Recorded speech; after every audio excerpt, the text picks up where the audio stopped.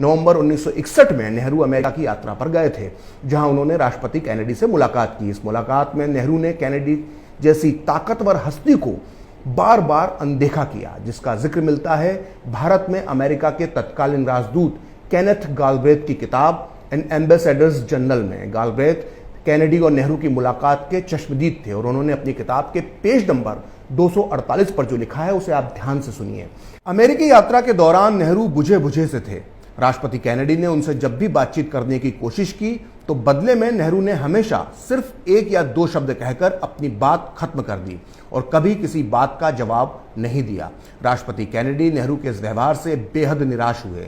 Kennedy ने मुझसे कहा कि यह मेरे कार्यकाल के दौरान किसी भी विदेशी नेता की सबसे खराब राजकीय यात्रा थी।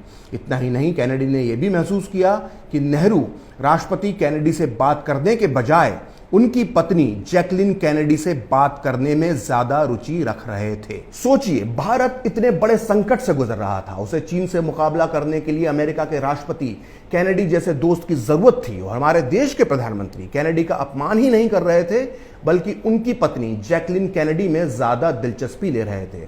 नेहरू के चेले चपाटों को मेरी बात अगर बुरी लग रही है तो मैंने फिर से बता देना चाहता हूं कि यह बात मैंने नहीं कही बल्कि भारत में अमेरिका के राजदूत रहे गालब्रेथ ने लिखी है। लेकिन गालब्रेथ ने अपनी इस किताब में जो आगे लिखा है उसे जानकर नेहरू के चमचों को और भी ज्यादा तकलीफ हो सकती है। खैर, नेहरू ने अपनी इस अमेरिकी यात्रा में कैनेडी की पत्नी जैकलिन को भारत यात्रा का निमंत्रण दिया।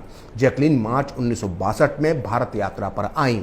इस यात्रा का पूरा वर्णन गालब्रेथ ने अपनी किताब एन एम्बेसडर्स जनरल्स में किया है। गालब्रेथ ने लिखा है कि दिल्ली में अमेरिकी दूतावास ने जैकलिन कैनेडी के रहने की व्यवस्था एक कोठी में की, लेकिन नेहरू के बहुत ज्यादा निवेदन करने पर उन्हें प्रधानमंत्री आवास में ठहराया गया। नेहरू ने जैकलिन को वही कमरा दिया जिसमें कभी लेडी माउंटबेटन रुका करती थी। नेहरू जैकलिन से गहरा प्यार करते थे।